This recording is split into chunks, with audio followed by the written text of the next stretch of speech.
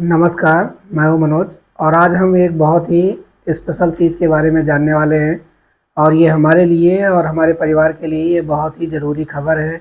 खबर भी है प्लस साथ-साथ में लोग इसको जानने के बाद में बहुत ज़्यादा जागरूक हो जाएँगे और जागरूक होना भी बहुत ज़रूरी है क्योंकि ये बहुत मामला बहुत संगीन है। अभी हाल में ही क्या हुआ था कि एक कप सिरप पीने की वजह से बहुत सारे बच्चों की एमपी में 21 बच्चों की मौत हो गई थी और उस मौत का कारण क्या था? एक कप सिरप। और ये हमको बाद में पता चला जब वो बच्चे मर गए तब हमारे देश के जो सरकार थी और जो एफडीए वाले लोग थे उनको बाद में उनकी टेस्टिंग करने के बाद में ये पाया गया कि वो कप सिरप सही नहीं है। और इस कप सिरप में ऐसा क्या मिला हुआ था जिसकी वजह से उन बच्चों की मौत हो गई और इसके क्या कारण थे? तो ऐसे कप सिरप को हम क्या पहचान पाएंगे और पहचानेंगे तो उनमें कौन सा ऐसा केमिकल था कि वो केमिकल उनके लिए जो नुकसानदेह हो गया। तो उस केमिकल का नाम था डीईजी। ये एक जहरीला तत्व है जो इन कप सिरप में नहीं होना चाहिए लेकिन इस कप सिरप में मिला है। और अब ये बाद में ये मामला क्या हुआ कि ये डब्ल्यूएचओ तक पहुंच गया। भारत का एक कप सिरप जिससे बच्चे मरे और वो डब्ल्यूएचओ तक पहुंचा और ये डब्ल्यूएचओ के लोगों ने इसको कैसे जाना वो था जब ये मीडिया में खबर आई कि ऐसा ऐसा करके भारत में हुआ। उस न्यूज़ के थ्रू डब्ल्यूएचओ को पता चला। डब्ल्यूएचओ ने 1 अक्टूबर के दिन में जो है भारत सरकार से संपर्क साधा और ये पता किया कि ये कप सिरप क्या अपने इस देश से भारत से बाहर तो नहीं गए हैं। अगर बाहर गए हैं तो उन पे और देशों को भी एक्शन लेने की ज़रूरत है, उनमें छानबीन करने की ज़रूरत है।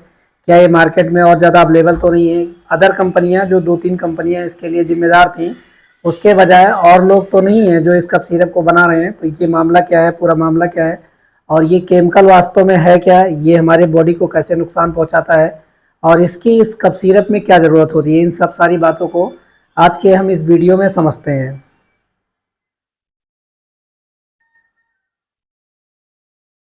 अब सबसे पहले न्यूज़ क्या थी कि एमपी में मध्य प्रदेश के छिंदवाड़ा जो डिस्ट्रिक्ट था वहाँ पे क्या है 21 बच्चों के मरने की खबर आई कि 21 बच्चे बीमार थे और वो मेनली खांसी से पीड़ित थे, खांसी और बुखार से पीड़ित थे। और उन बच्चों की क्या हुई कि मौत हो गई, मतलब वो मारे गए। और उन मौत का जो कारण था वो 3 कप सिरप थे। अभी तक जो मार्केट में 3 कप सिरप ऐसे मिले हैं जिनमें जो मौत के कारण थे। वो पहला जो वो था कोल्ड ड्रिफ्ट, ये कप सिरप था। और इनके बजाय और भी ऐसे कप सिरप मिले हैं जिनमें ये वाला तत्व जिसका हमने नाम लिया अभी, वो वाला तत्व जो है इनमें मिला है। और वो तत्व वास्तव में है क्या?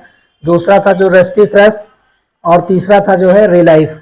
अगर ये सिरप किसी ने अपने बच्चे के लिए परचेज कर लिया है, बहुत सारे लोग क्या करते हैं कि अपने बच्चों के लिए मेडिकल स्टोर से ये दवाएं ले लेते हैं। दवाएं लेने के बाद में काफ़ी दिनों तक रखे रहते हैं और जब उनको ज़रूरत होती है एक्सपायरी होने से पहले तब वो लोग इसको क्या करते हैं, पिलाते हैं, बच्चों को पिलाते रहते हैं और ये उन्हें नुकसान पहुंचा सकता है।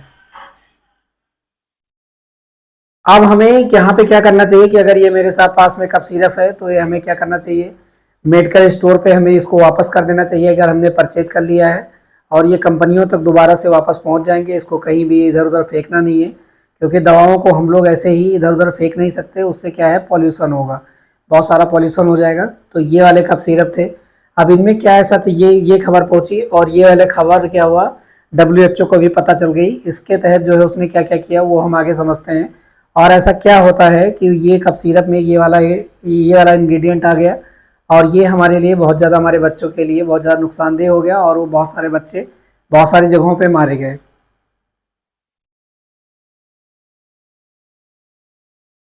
अब ये जो डीजी केमिकल होता है इसका फुल फॉर्म होता है di ethyl glycol, diethylene glycol इसका फुल फॉर्म होता है। और ये स्वाद में मीठा होता है, मीठे होने की वजह से इसको सिरप में आराम से डाला जा सकता है। और ये लोगों को पहले से पता है कि ये जहरीला पदार्थ है, इसको कप सिरप में नहीं यूज करना चाहिए।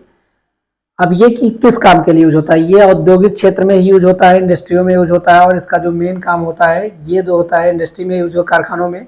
और एंटी फ्रीजर भी यूज होता है, जहाँ पे कोई जमी हुई चीज़ होती है उसको दोबारा से अनफ्रीज करने के लिए इसका इस्तेमाल किया जाता है, इस वाले केमिकल का।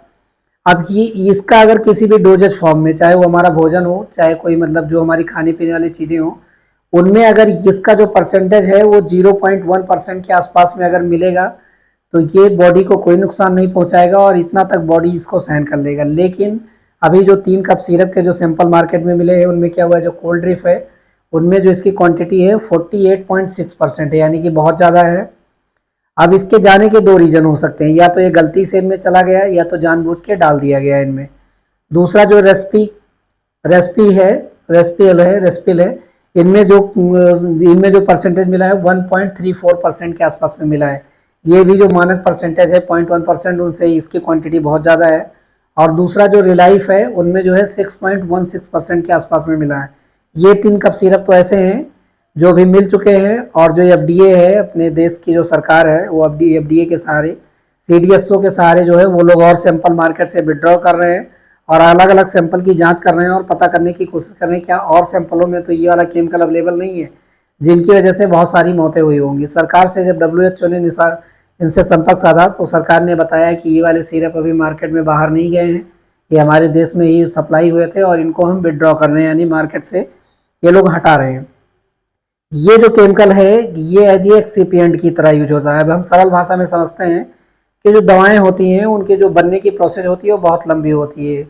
उसमें उनके R&D से लेकर उनका रिसर्च से जो न्यू डिस्कवरी होती है, कोई ड्रग का जो पहला स्टेज होता है वो न्यू ड्रग डिस्कवरी होता है, यानी नई दवाओं की खोज होती है। उसके बाद में क्या होता है, प्री क्लिनिकल ट्रायल होता है, उसके बाद में क्लिनिकल ट्रायल होता है, उसके बाद में वो जो है फार्मुलेशन के रूप में वो डोजेज फॉर्म बनाए जाते हैं, वो बनते हैं। अब एक ड्रग के साथ में जो एक पेशेंट को रिसीव होता है उनमें 3 चीज़ें होती हैं।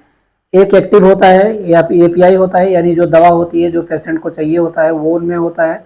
उसके साथ साथ में एक्सिपिएंट होते हैं। अब एक्सपिएंट की क्या जरूरत है जब दवा से काम चल जाता है। एक्सपिएंट मिलाने के बहुत सारे कारण होते हैं। पहला कारण होता है कि उनको बनाने में, फार्मुलेशन में मदद करते हैं, वो डोजेज फॉर्म को बनाने में मदद करते हैं। दूसरा क्या होता है कि वो ट्रांसपोर्टेशन में भी एक्सिपिएंट मदद करते हैं।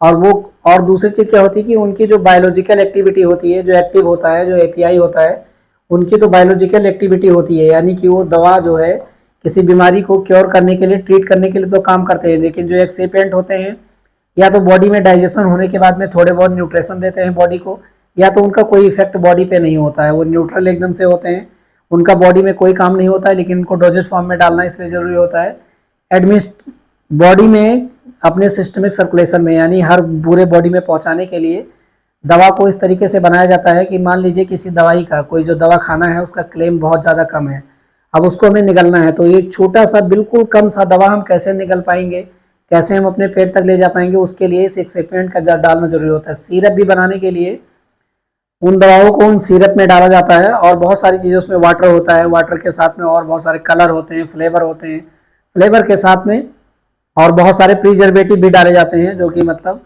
डोज जो है वो ख़राब ना हो और काफ़ी टाइम तक जो है स्टेबल रहे, ख़राब ना हो, इसलिए वो एक्सिपिएंट डाले जाते हैं। तो ये एक्सिपिएंट के फॉर्म में इनका यूज हो जाता है। इसके रिप्लेसमेंट में हमारे पास ऐसे केमिकल अवेलेबल हैं जिनको उनको डाला जा सकता है, ग्लिसरीन, लेकिन ये क्या है, ये बहुत ज़्यादा महंगा है। हो सकता है अब ये केमिकल इन डोजेज फॉर्म में जाने के 2 रीज़न हो सकते हैं, या तो किसी ने जानबूझ के सस्ता होने की वजह से इसको इसमें डाल दिया कि किसी को पता नहीं चलेगा, और ये मीठा होता है और मीठा होने की वजह से किसी को मालूम नहीं चलेगा कि इसमें पड़ा हुआ है। और जो डोजेज फॉर्म हम मार्केट से खरीदते हैं उनमें एक नहीं लिखा होता है इसमें क्या क्या एक्सिपिएंट मिले हुए हैं, उनमें ड्रग का नाम तो लिखा होता है, ड्रग के क्लेम लिखे होते हैं, एक्सिपिएंट की जगह उसमें लिखा होता है क्यूएस, यानी कि क्वांटिटी सफिशिएंट, जितना चाहिए उतना मिलाया गया है। ये नहीं बताया जाता है कि मतलब इसमें जो एक्सिपिएंट मिलाए गए हैं वो कौन कौन से हैं और वो कितनी क्वांटिटी में मिलाए गए हैं। खास तौर पे बहुत सारी दवाओं में ये एक्सिपिएंट नहीं बताए जाते हैं, और बताने का कोई मतलब भी नहीं होता है क्योंकि उनका कोई बायोलॉजिकल इम्पैक्ट नहीं होता है, वो ना फ़ायदा करते हैं ना नुकसान करते हैं। तो ये वाले एक्सिपिएंट होते हैं। अब ये इतने इतने डोजेज फॉर्म में इनमें चले गए और उन बच्चों की डेथ कर दिए, और जिनके पास में भी ये सिरप अगर अवेलेबल होगा, जिनके पास में होगा, अगर ये पिएंगे तो ये नुकसान कर सकता है, मतलब नुकसान कर, अब जो बड़े लोग होंगे उनको तो देरी से नुकसान करेगा, लेकिन जो जो छोटे बच्चे हैं उनके जो सारे ऑर्गन्स होते हैं वो बहुत वीक होते हैं, ज़्यादा डेवलप नहीं हुए होते रहे थे, इसीलिए उनको जो है डायरेक्ट ये जो है इम्पैक्ट कर देता है। तो ये वो एक्सिपिएंट हुआ और ये हुआ। आप समझते हैं कि ये बॉडी में जाने के बाद में, अगर ये बॉडी में जाता है तो क्या नुकसान करता है। कोई भी ड्रग जो होती है या तो हम एक्सटर्नली यूज करते हैं, मतलब टॉप के लिए यूज करते हैं, बॉडी में कहीं पे लगाते हैं, लेकिन वो भी ड्रग थोड़ा बहुत हमारे बॉडी में एब्जॉर्ब होती है, हमारे बॉडी में जाती है वो भी।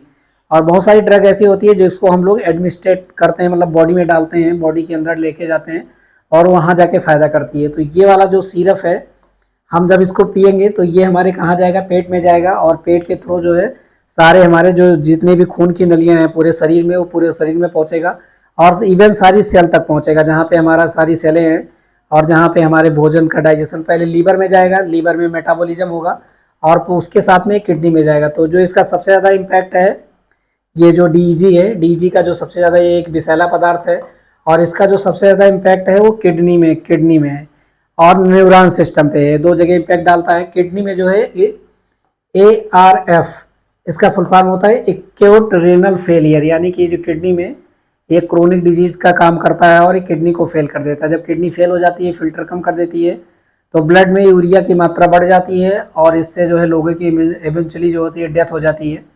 ऐसा नहीं है कि इसका सॉल्यूशन नहीं है, इसका भी सॉल्यूशन है, लेकिन जब तक कोई एक आम आदमी पहचान पाएगा तब तक उसकी क्या हो जाएगी, डेथ हो जाएगी और उसका बचना मुश्किल हो जाएगा। दूसरा है इंसेफ्लाइटिस सिंड्रोम। एक्यूट से इंसेफ्लाइटिस सिंड्रोम ये एक न्यूरॉन से रिलेटेड बीमारी होती है और ये बीमारी भी ये वाला जो डीजी है ये बॉडी में ये बीमारी जो है फैल जाती है, इसकी वजह से ये वाली सिंड्रोम हो जाता है और इससे पीड़ित हो जाते हैं लोगों की इवेंचुअली क्या हो जाती है, डेथ हो जाती है।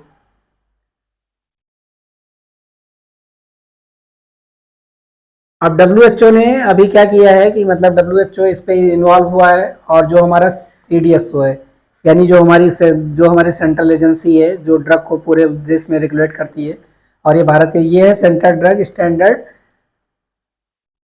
ऑर्गेनाइजेशन, यानी इसका काम जो है ये कंट्रोल करना है साइड ड्रग को। ये स्टेट में भी इसके ऑफिस होते हैं और ये जो अपना खाद्य और औषधि विभाग होता है इसके थ्रू ही कंट्रोल होता है और जितनी भी मैन्युफैक्चरिंग होती है सब इनके थ्रू ही कंट्रोल होती है।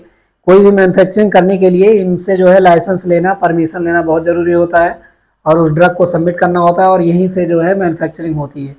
और अभी क्या है, ये दो चीज़ें चालू हुई हैं मार्केट में, HPLC और CGMS।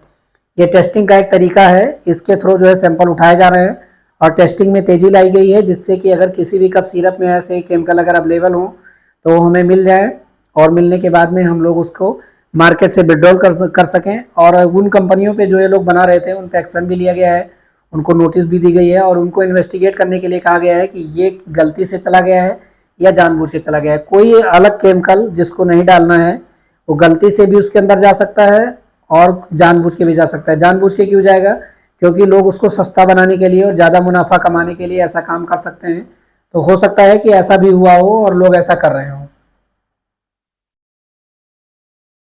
अब इसके लिए सरकार ने बहुत सारे जो है इसके लिए क्या किया है कि बहुत सारे कदम उठाए हैं और ये ऐसा नहीं है कि ये वाले कदम जो है बहुत ज़्यादा नए हैं, ये हमारे मार्केट में इससे पहले अवेलेबल नहीं थे, अवेलेबल थे। जो GMP है इसको गुड मैन्युफैक्चरिंग प्रैक्टिस बोलते हैं, इनमें हमें क्या क्या करना चाहिए, क्या क्या चीज़ों की सावधानी बरतनी चाहिए। तो ये क्या है, ये ऐसा नहीं होगा। अनट्रेंड स्टाफ, अगर मतलब जो ट्रेनिंग वाला स्टाफ अवेलेबल नहीं होगा या कम पढ़ा लिखा स्टाफ ये दवाओं की मैन्युफैक्चरिंग करेगा तो वहाँ पे ऐसी गलती होने के चांस ज़्यादा हैं कि जो केमिकल नहीं जाना चाहिए वो केमिकल उसके अंदर चला जाएगा और वो हमारे बॉडी के लिए बहुत ज़्यादा नुकसानदेह हो जाएगा। क्लीनिंग, अगर इम्प्रॉपर क्लीनिंग होगी तो दूसरे जो केमिकल बनते हैं वो वाले केमिकल क्या होंगे, दूसरे वाले केमिकल में मिक्सअप हो जाएंगे और ये बॉडी को ऐसे ही नुकसान पहुंचा देंगे जैसा ये वाला केमिकल नुकसान पहुंचा रहा है। लेबलिंग, ये बहुत ज़रूरी है कि क्या कौन सी चीज़ कहाँ है, किस स्टेज में है, उनमें लेबल लगाना बहुत ज़रूरी होता है। तो इसके लिए भी गवर्नमेंट ने बोला है कि इस पर ज़्यादा फोकस करना चाहिए, इसको फॉलो करना चाहिए।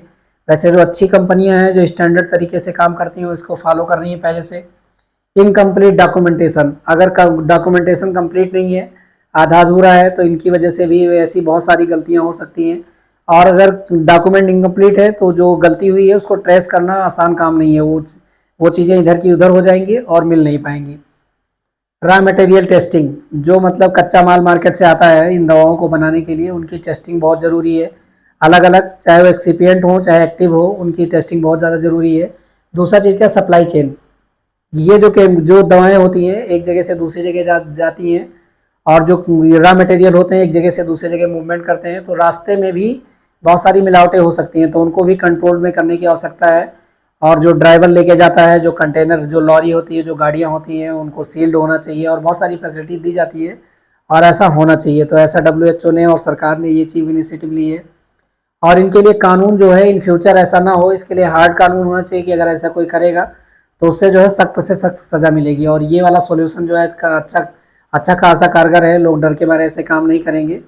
तो ये चीज़ें थोड़ा इम्पॉसिबल लगती हैं क्योंकि लोग पैसे ले दे के जो है ऐसा काम कर लेते हैं और ऐसी दिक्कतें पब्लिक अवेयरनेस, अगर ऐसी चीज़ें हो जाती हैं तो पब्लिक को अवेयर करना चाहिए कि ये दिक्कत हुई है, आपको इस चीज़ को नहीं यूज करना चाहिए। और ये मतलब डेप्थ लेवल तक, मतलब नीचे तक, जहाँ तक लोग पेशेंट इसको खा रहे हैं दवाओं को, वहाँ तक चीज़ें पहुँचनी चाहिए।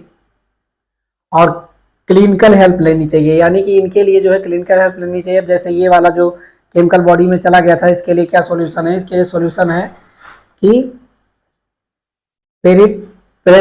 पेरिसनल डायलिसिस, मतलब जो ब्लड है उसकी डायलिसिस कर दी जाए, उसको अलग से फिल्टर कर दिया जाए, फिल्टर करके इनको निकाल दिया जाए और फिर से जो प्योर ब्लड जो बचे उनको फिर से बॉडी में जो है चढ़ा दिया जाए, और इससे आदमी क्या होगा, सेफ हो जाएगा। तो इनके भी बचने के बहुत सारे तरीके हैं। दूसरा चीज़ क्या है कि लोगों को ऐसा लगता है कि ये चीज़ें पहली बार हुई हैं, इससे पहले जो है ऐसी बहुत सारी घटनाएं नहीं हुई हैं। लेकिन जीएमपी के इतिहास में जब इनकी हिस्ट्री पे एक नज़र डालें तो ऐसी बहुत सारी घटनाएं हो गई हैं जब लोग छोटी छोटी गलतियों की वजह से लोग मारे गए हैं। उसके लिए जो ये एजेंसियां हैं जो देश विदेश में काम करती हैं, और अपने देश का जो एफडीए है, जो सीडीएसओ है, उन लोगों ने समय समय पे क्या किया है, डब्ल्यूएचओ ने क्या किया है कि समय समय पे उसके लिए प्रिवेंटिव एक्शन लिया है, यानी उसके लिए कापा लिया है, मतलब कि आगे से ऐसी गलती ना हो। इसके लिए हमें क्या करना चाहिए, और उसके लिए और सख्त रूल बनाए गए हैं। अभी कुछ एग्जाम्पल हम यहाँ पे लेते हैं जो इससे पहले ऐसी गलतियां हुई हैं। जैसे 1901 में डिप्थीरिया ट्रेजेडी हुई थी। इसके लिए क्या होता है, वैक्सीनेशन, गलत वैक्सीन लोगों को लग गई थी, वैक्सीनेशन में कुछ फॉल्ट हुआ था और बहुत सारे लोग यहाँ पे मारे गए थे। डायलेक्जर सल्फेनामाइड डायस्टर, ये 1937 में हुआ था, और ये जो है सेम यही केस हुआ था। ये डीईजी की वजह से ही हुआ था, और डीईजी फार्मुलेशन में चली गई थी, और इस डीईजी की वजह से ही बहुत सारे लोग मारे गए थे। तो इस डीईजी की वजह से पहले भी केसेस हो चुके हैं, ऐसा नहीं है कि ये पहली बार हुआ है।